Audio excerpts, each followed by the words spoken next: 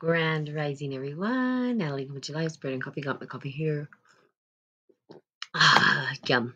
Okay, on a little bit later than normal, but whatever. It's snowing here where I'm at, so great. Not too much though, because the snow will definitely die down. Oops, technical difficulties today. Okay, let's get started. I want to read from the Emerald Tablet, Alchemy for Personal Transformation today. And we're going to get on to the next subject. Now we're talking about the purification, um, in which reason, thought, and mental component dominates. The final stage is salt, the union of the male and female components. The ultimate salt is the philosopher's stone, which represents transcendence and direct knowledge, matter made completely aware. So matter, and there we go. Knowledge is matter made completely aware, aware of itself, is what we call consciousness. But we believe, and there is beliefs that everything is conscious, and I believe that as well. Like maybe we're in this big mind, right? And the mind is thinking us up, could be observing us even. Kind of strange. Anyway, we're going to go on to using this secret fire. The alchemists believe that driving force behind the evolution of matter, the connection between mental and physical reality, was fire. They spent an inordinate amount of time thinking and writing about fire and concluded that it existed in all levels of reality, from the grossest expression of the one thing in ordinary matter to the most subtle and luminous one mind. Generally, the alchemists were very secretive about discussing the grades of fire they used, but one practitioner wrote openly on the subject. He was Benedictine monk by the name of Anton Joseph, okay, who delineated 4 different types of fire, from the grossest to the subtlest, elementary, secret, central, and celestial. The elementary fire, which is the fire of our stoves. So, I mean, we could think about fire. It's pretty powerful, and we equate a lot of things to fire energy. And they say it's the hardest element to use.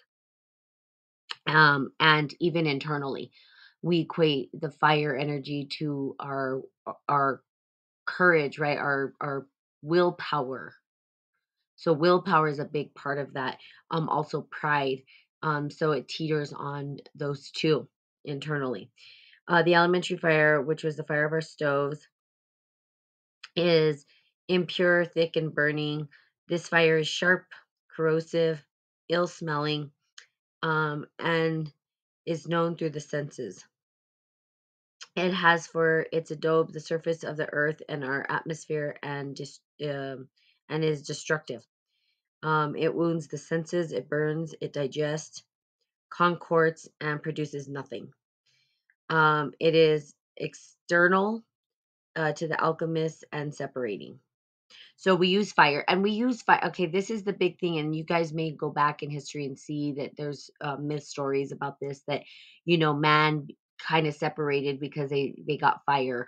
Storylines that talk about the fire energy separating us from other animals and learning how to use fire. Like the Jungle Book, for instance. It says man has fire, and that's what we use to destroy things. Um, and kind of when you think about it, everything does go up in flames. When you're thinking about a bullet or you're thinking about these bombs, there's some kind of a heat that's coming out of them. And it takes a lot of energy to make these things work. And so fire kind of could have been, in a way, our damnation. Or our use of fire and how we use fire. It could be used, though, for good, where we started to maybe eat differently. We started to cook food. Yeah, you don't see other animals cooking their food. They eat raw food, and not us. It's okay. So fire was huge. It was a pivotal time in humanity, they say. And we learned how to utilize it, harness it, and work with it. So, according to Pentry, the purest grade of fire was the white celestial fire, or the fiery power of God's will. God's will. I'm sorry, I keep coughing. I have this nagging dry cough. I'm allergic to something. And I'm sneezing and I'm coughing. So I apologize. Here's the big issue with this. The white fire, see the celestial fire, the fire, the fiery powder of God's will. Um, to me, this is where our damnation came in terms of consciousness. Our biggest, um, this is what I would call like white supremacy. People think white supremacy is like color, and it is, but not color of skin. It's deeper than that. We set the stage for the damnation of all humanity. And I say all humanity, and we'd equate mostly white supremacy with the Western world, because we would say, well, there's supremacy everywhere. Yeah, there is, and there absolutely is. However, um, putting the patriarch and this white supremacy together has been the reason why we've just gone out and raped the world. We just go and we extract all the trees. We do whatever we think we want to, and this consciousness, this is a case that I'll be making as I rise in my education, is that this is what arose within the consciousness that caused us to start to see life through this lens. Because if you see The Alchemist, and I tell you that most things start with alchemy, and that the construct of our societies came from alchemy, just go back in history and you'll find out that's what happened, is that they say the fire was pure, that the fire was white first, and it was God's will. Do you see that? White, God's will. Not saying white skin, white people. However, if you took that equation and applied it to all societies, you would then have an outcome and a storyline that we see the narrative today. White is pure. People, if, and here's the deal, I've lived in Asia. So when people say, well, in China, it's not that way. In China, they're trying to dye their skin white. There are commercials. It's almost like my jaw just like, whoa, what is going on? You see, they equate whiteness with pureness, and that's not the case. That's not the truth when it comes to color of skin, right? But they set up the stage for what I would call white supremacy to actually arise in the consciousness. Okay, why? Because we think of white as pure. Everything that we talk about dark is bad. And I'm even trying to change that language so that I can start to change the narrative. Notice the language that we speak about. Even in my class the other day, we were talking about light, and light is white. And so they say, light, light, light, light. And he said, he didn't even realize he said it. I did. He said, but there's the darkness and the dark matter, and it's a tricky, the darkness and its trickery. And I'm like, excuse me, how do you know dark is tricks? It's not. So even then they're saying it's a trickster, that it has some malintent, that dark matter might have malintent. So not color, so rising above the storyline, right? So here we see that the alchemists do this. Now I think that this is, and the reason I'm spending time on this is because this is where I think they went wrong. And this is where I think that I would challenge this. And of course, I wouldn't be popular to all alchemists, right? Because they would say, oh, she's crazy. But I would challenge their words. But you've got to understand, the people that were doing the alchemy were men. This is all men, men, men, men, men. So when they say that the celestial fire, or the fiery powder of God's will, was white, we start to see that the authority is white, the grand authority. He describes it as thus: the celestial fire is very pure.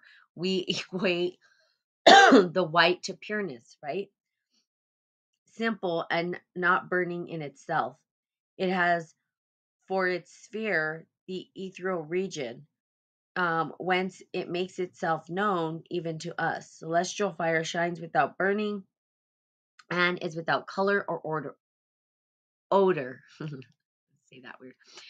Through its sensible I'm sorry, though it is sensibly exhaled, It is gentle and known only by its operations. Okay. So I'm not saying that the properties that and the language that we described, perhaps what they would say white fire. But then we equate other things to the gross. You know, it digests, it I mean, we put these words on color and then we say it has no color. Well, white is a color. They'll say it's not a color. Another problem I think that happened in alchemy. Another big mistake, and that's why we're on this crazy journey we see today. Of course, don't take my word for it. That's totally up to you to believe. Those are things that I would say that I would challenge the alchemists, if I could, of the day with that, because understanding what we understand now and the alchemy and its distortion and how it's created this crazy world, well, part of it's the story and the narrative. Some people will just bow down to the alchemist and say they knew it all. And I'm going to challenge it and say, I don't agree. And I just don't. And there's things I don't agree with.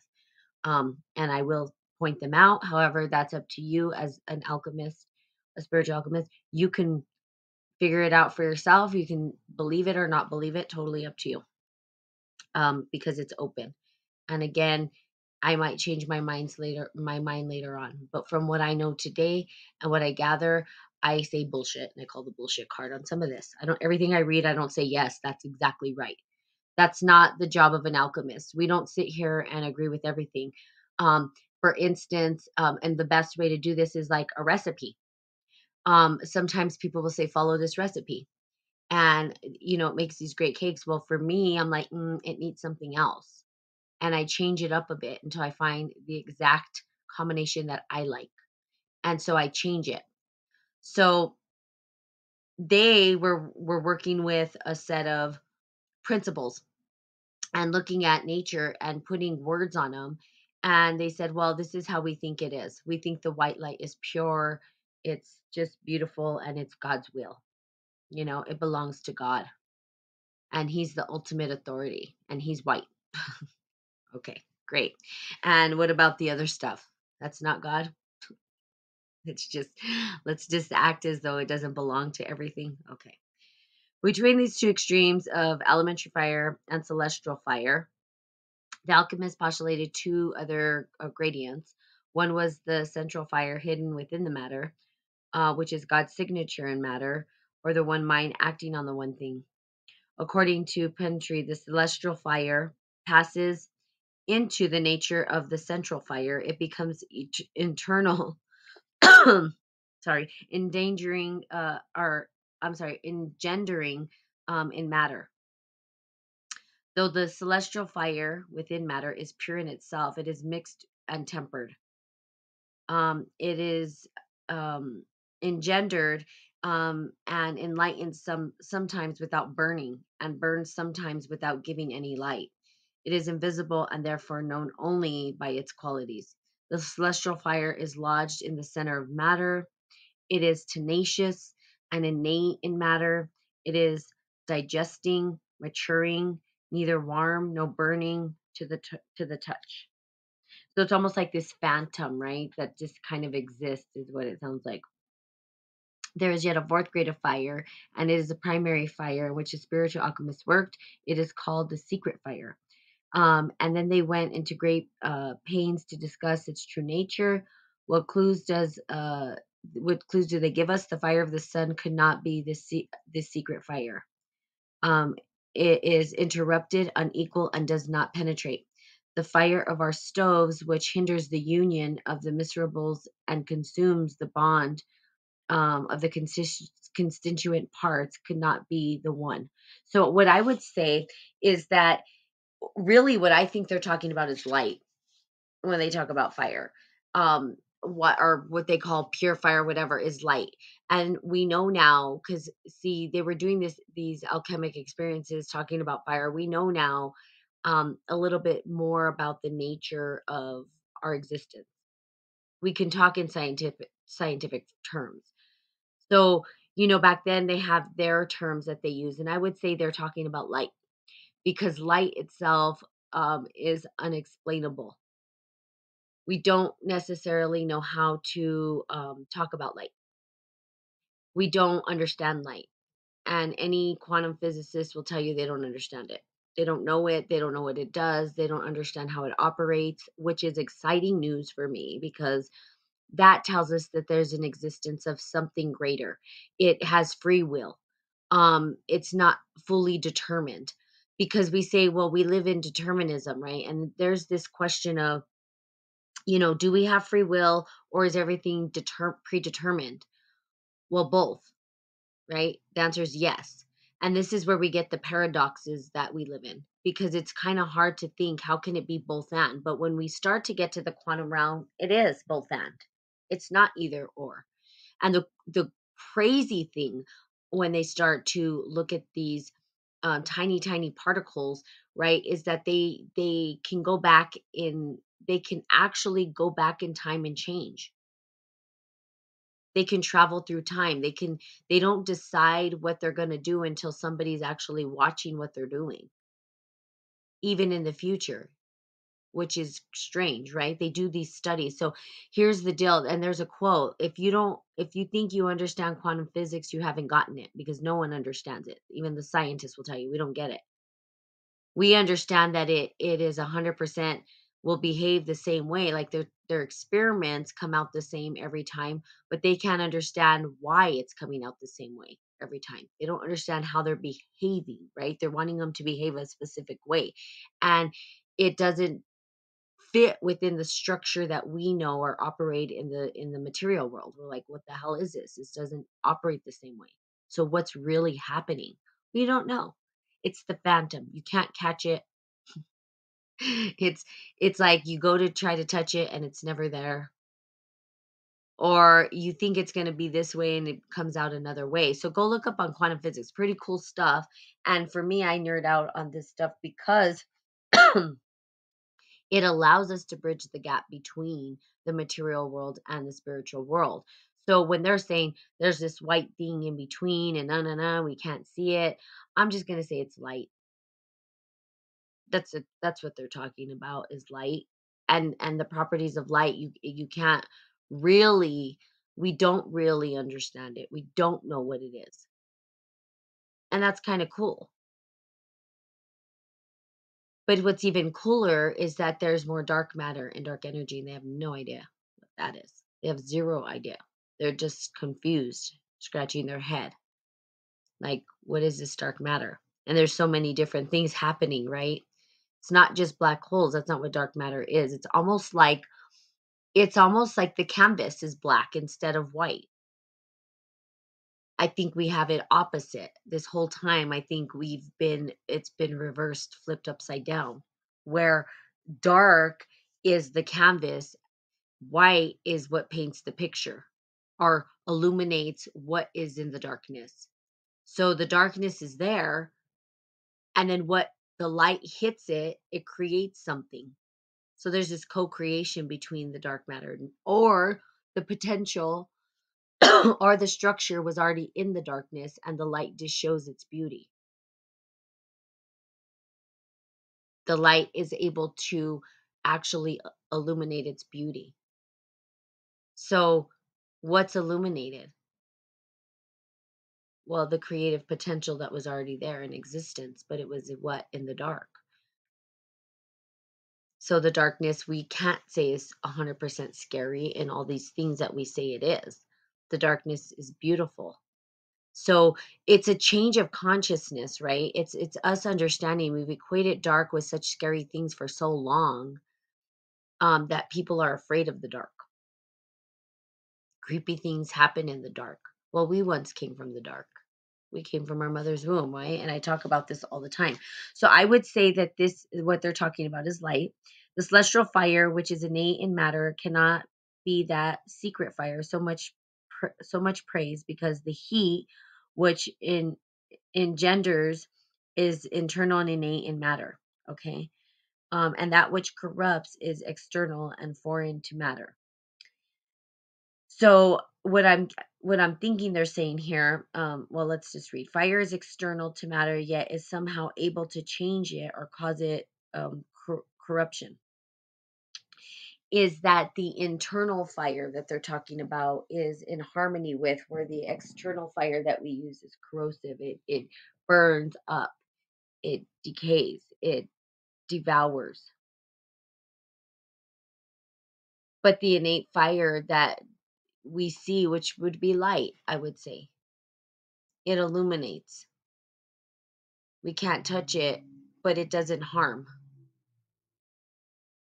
It just shows. It shows, right? So the secret fire is outside of matter. This cannot be part of the consciousness or life force of the alchemist himself.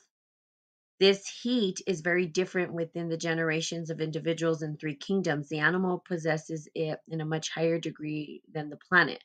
Furthermore, he tells us, I identify the secret fire was known and concealed ever since the invention of the writing in allegories and fables of the philosopher have given the secret fire the name sword, lance, arrow, javelin. Um, it is the fire which Prometheus stole from the heaven and Vulcan employed to form the thunderbolts of Jupiter and the golden throne of Zeus. So we see in mythology the connections to fire and what they were used for and how they show up in the mythology, allegories, all of these things. The power. We know that Zeus, right, when we talk about Greek mythology, was like the ultimate god. He created human and all this stuff. That's the story. And what does he possess? Fire. Well, lightning, which is light. So we're just really talking about light here. And we're saying that perhaps light exists outside of matter. But we're finding that not to be true, right? So science is kind of good in a way because it gives us an idea that it's not outside of us, it's in us and it's with us and it's everything, right? That these quantum things that exist within it and it illuminates again the darkness. So everybody focuses on the light. And I think that's the big issue here in alchemy, in my personal opinion. Again, that historically speaking, the alchemists were so ingrained in the fire, so ingrained in light, so ingrained in the purity of things, that they dismissed the darkness altogether. Or, I won't say altogether, or they said that it was the gross, the DOS, the murky of the murky, which I would say I don't 100% agree with that. I just don't.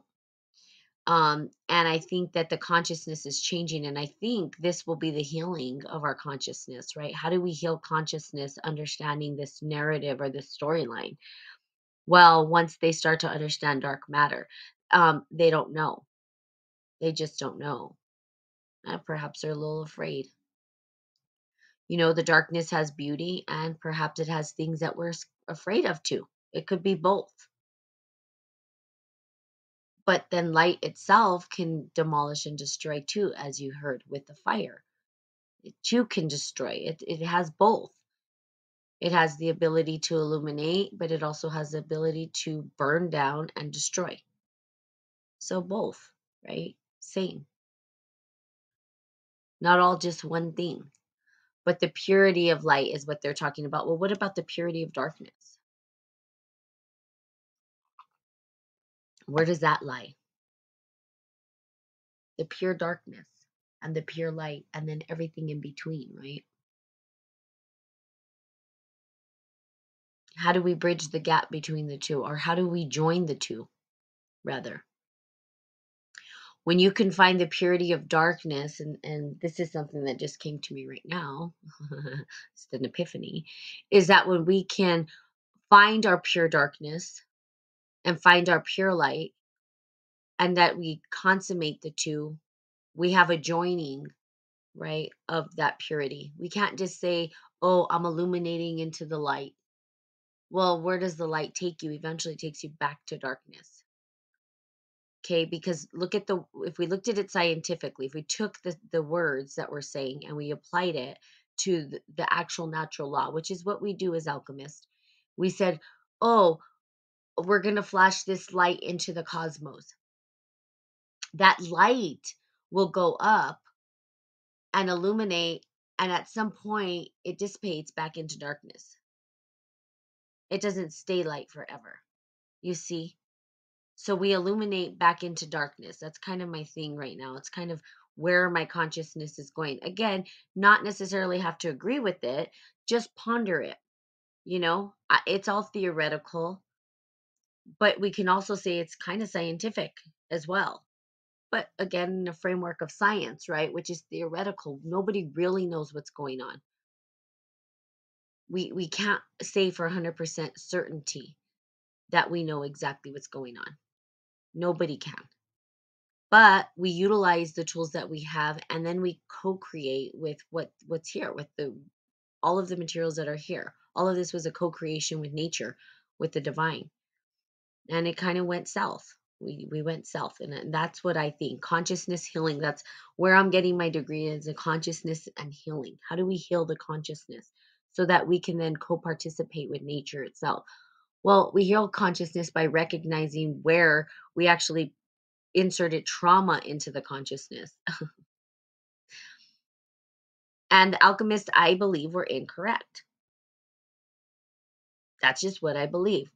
I don't know if they did it intentionally or if they did it because they were so focused on how fire transforms and transmutes, and then they wanted to make gold.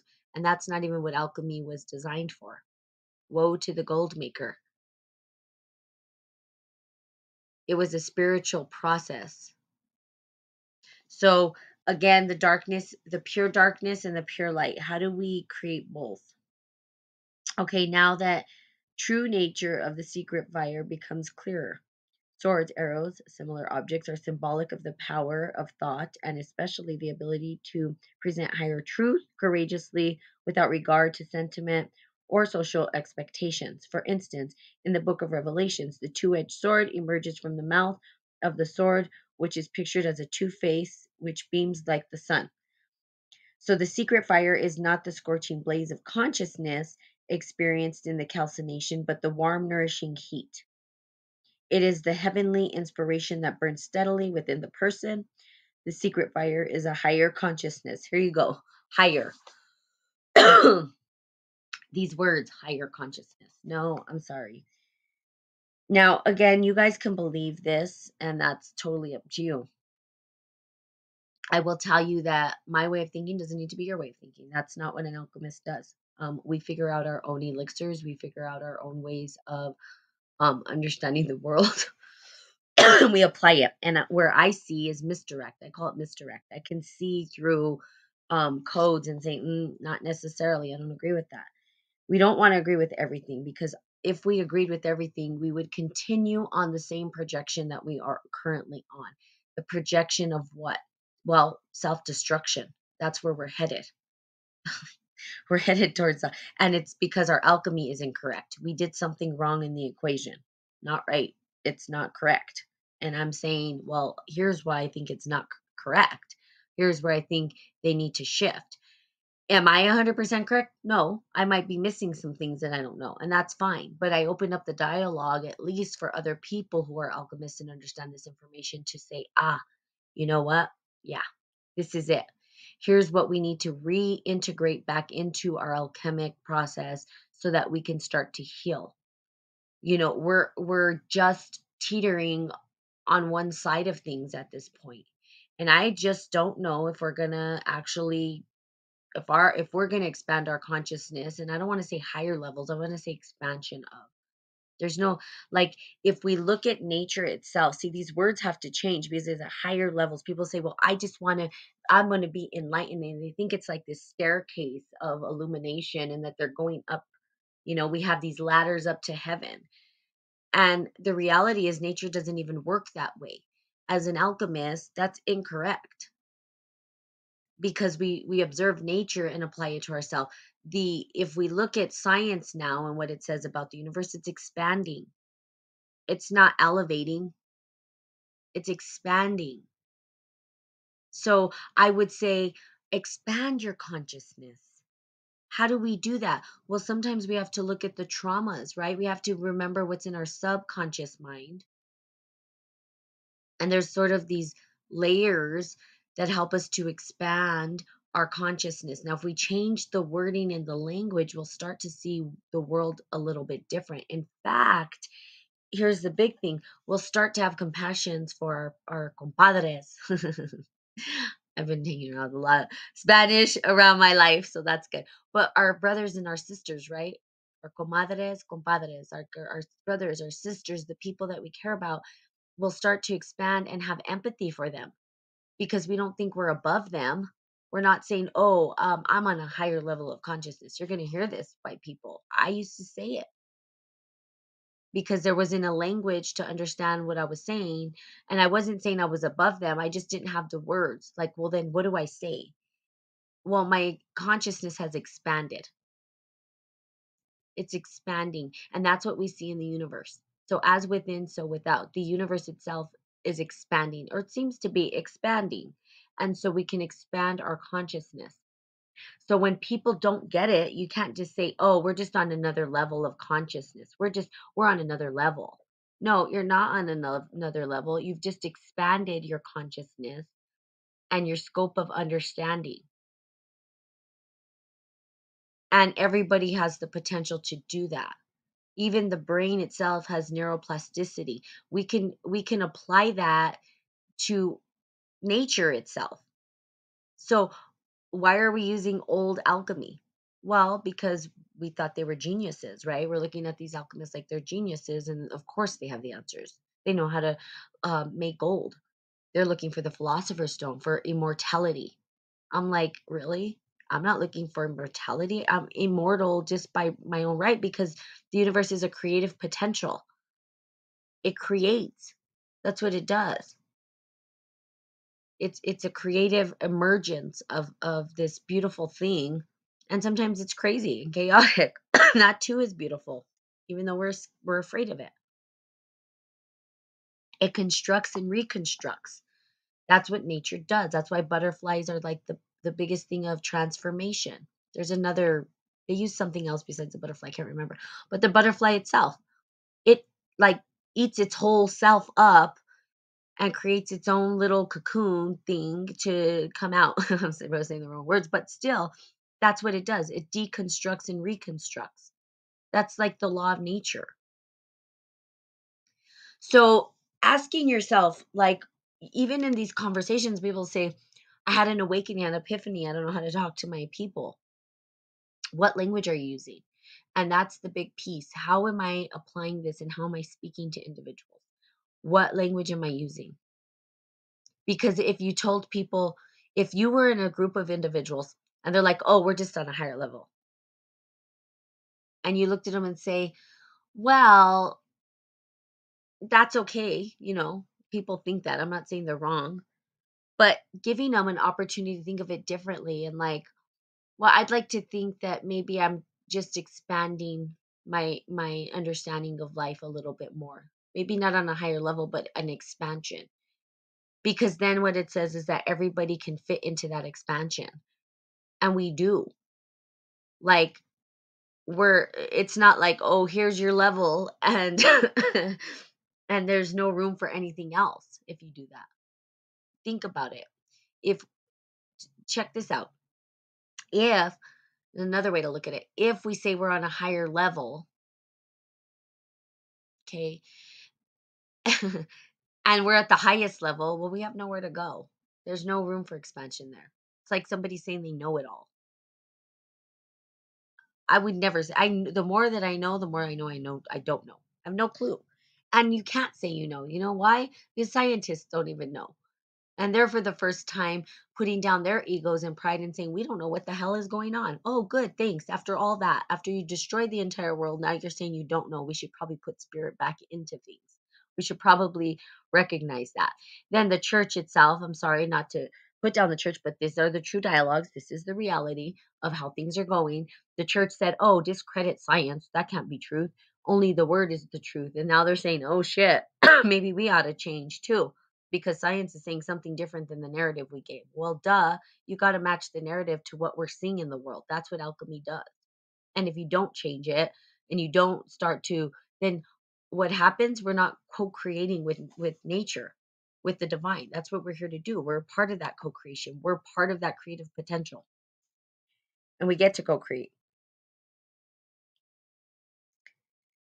So I would say not above, I would say expanding consciousness and healing consciousness as well. People say, well, I'm above. Well, are you healed? What's in that subconscious mind? Okay, so you can say fancy words and you can talk fancy things, but how are you applying it to your life? That's a whole other story. You wouldn't even, you'd be humble. I'm telling you, this work humbles you very quickly. It's not easy and it humbles you because you realize that there's so many layers. There's so many layers and also makes it fun. Like, I enjoy it. It's fun. It can be a roller coaster at times and not so fun at times, but at the end, it's kind of like, oh, yeah, I went through that crazy roller coaster and look at now I'm cruising. And then that's kind of cool. Where I've had an epiphany all of a sudden. I was self-sabotaging and now I have these epiphanies. It's like, whoa, what in the world? So remember, healing consciousness. That is the big thing right now. That's a big thing for me. So, and the sword, I want to go into one more thing. The sword, if for those of you who are into tarot or want to understand tarot, because some people are afraid of it, but there's no need to be afraid of it. It's not a fortune telling thing. It's more of a diagnostic. I like how my friend says it's more of a diagnostic, and I think a counseling session usually. However, swords are in the tarot deck are related to the mind and the word. So you see, we have this storyline that's played out, and people really don't know the interconnection. They're afraid to see that there's this interconnection and that this is not new information, and that it was hidden from us, but they have it in the Bible. So tarot's in the Bible, whether you want to believe it or not, it is. Swords, and then there was the word, which was a sword. Well, that came straight from tarot, straight from alchemy. You see, it's all interconnected, not separate. Look into alchemy. It's not gonna the thing with alchemy and the thing I love about it is people say, well, are you Catholic? Are you Christian? Are you what are you? And I'm like, well, I'm a spiritual alchemist, meaning that I believe in Christ. I believe that Christ had some amazing and the Bible has some amazing passages in there that are very relevant still today. That I don't have to discredit that entire system. And I don't. I was born and raised Catholic. So there are teachings in there, but these teachings came from before even the Bible was created, and these teachings continue to thrive on. There's a reason why, because the truth will prevail. We're always going to have this information available to us. The grand design gives it to us because we're part of it. We're emerging from it. This idea of emergence instead of created. We emerged. And I say, well, aliens, and they have all these ideas. Okay, well, aliens emerge too. Nothing can be outside of the emergence of the grand design. It's within it. It's a part of it. It's interconnected. And now they're finding that in science, which is what I'm sure they found out in Egypt ages ago because they talked about it. We're just now discovering, no, you're not. They talked about it in all those ancient texts. Thank you. We're just re-emergence and we're reintegrating and we're recognizing that our alchemy was incorrect. Incorrect, or it was intentionally incorrect.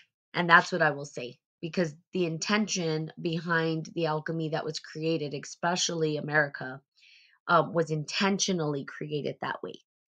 And they understood that there was going to be an outcome. However, they could not calculate for the consequences years later, which is where we are today. And now they're saying, oh shit, now what do we do? Well, go back. Your alchemy's wrong. We got to reintegrate now, or we're killing everything. That's what's going to happen. Okay. Anyway, sorry. Secret fire is higher consciousness, and I would say the secret fire is an expansion of consciousness, not higher. I want to go change the words. The thoughts from above that enlighten us. Okay. This is the thought that is the highest sense, equivalent to God, equivalent to God. Thought who speaks only the true word, which through innotation and vibration acts on matter to create new incarnations of the mind. Now we see this, which is cool in alchemy. We're talking about vibrations. Now I know that you guys have done this. I know you guys have watched these videos. Pretty cool. Where we see how vibration and tone changes the actual patterning. So put some sand on a table. They'll play these different vibrational tones and you'll see different patterns show up. Pretty cool. That's what it's saying. Vibration and frequency changes. It can change your DNA, it can change all kinds of different things. And then they talk about food and the food's vibration and what we eat, and we are what we eat. And so that amplification on the different foods we eat and the vibration tone that it's sending out, in order for it to stay together, there's a certain frequency that's happening there, which is kind of cool, right? We're a part of that. So the word itself is the vibration, the tone, and that's why they say words create, and that's why they say be careful what you wish for, be careful what you say, be careful how you speak. You speak things into existence. Same thing, we're shaping our reality based on the tonality, and that's where words came from, right? It's like we created these words and symbols as a way to interact. And you see it, and you have sound bowls, you have sound healing. I mean, I don't know if you guys have ever done a sound healing. Pretty awesome. I mean, not pretty, it's phenomenal. You lay there and people go around with song bowls, and I mean, you just feel different. You can feel the vibration. It's really cool. So hopefully you've done that, and if you haven't, I highly recommend it. Um, And so, to some extent, this divine power is shared by humans and power inspired thought and imagination. Here we go. Inspired thought and imagination. That is what I was talking about the other day. That is what we're missing, is thought and imagination. People are too scientific. They want to see the results. They are like, we need the proof. But here's the deal, and this hopefully will excite those who are creative and imagination. The proof is telling us that we don't know what the hell is happening. That's awesome. We don't know. It's not determined. Now, there is some, we know what's predetermined, which is chaos will create a pattern, but we don't know what that pattern is. It's not predetermined. It's really based on us and our consciousness and how we apply and what we observe and how we co create with the divine. So, we do have an active role in the co creation of the world and reality. We're all co participants of it, which is kind of cool. So if we understand how to co-participate, and we do it from a healing place, which means an expansion of consciousness, not necessarily a higher consciousness. I would say an expansion of, because the self-awareness allows us to expand. And when we can see a bigger picture, we're able to say, oh, and get more creative and see the interconnections. Also, when we expand our consciousness, we heal our subconscious mind. So it's not that we're elevating the subconscious mind, it's that we're expanding our consciousness to make room for that healing in the subconscious. The subconscious mind arises and it says, let me look at it, let me be aware of it, and let me expand my consciousness so that it fits and I can start to heal it. And I have some self awareness around it. Now, we can't get away from using these words, as above, so below, all that. It's still going to be part of the storyline. But language creates. So finding new ways to communicate what we see and our existence in the world and how we are participating, that is going to change and it is going to heal if we understand how to utilize these particular logos from our, we say, ethos into the logos, right? How do we take the imagination and how do we apply it? But when we are using our imagination from a healing space, the healing of the consciousness itself. Okay, so I hope that was helpful. You know, kind of went on longer, but how you quicken your soul. So this is the next phase. Talked about the secret fire. I gave my 2 cents about what I think it is. Where I think there were misdirects. Like I said, I don't just read everything and say, "Oh yeah, I agree with it completely." What I know from alchemy, as I apply it, I would say there's a lot of things that I don't agree with, and I would have challenged alchemists of the past if I was in the past. I'm challenging them now. They're not here to defend or say no or tell me why I would be wrong. So when an alchemist wants to step forward and say, "Hey, you want to challenge?" No, more I want to expand my consciousness and understand why it is you think that there's this hierarchy in the universe when science tells us there's not. Okay. Anywho, so have a great day. And I will see you guys on Monday and lots of love. Okay. Bye bye.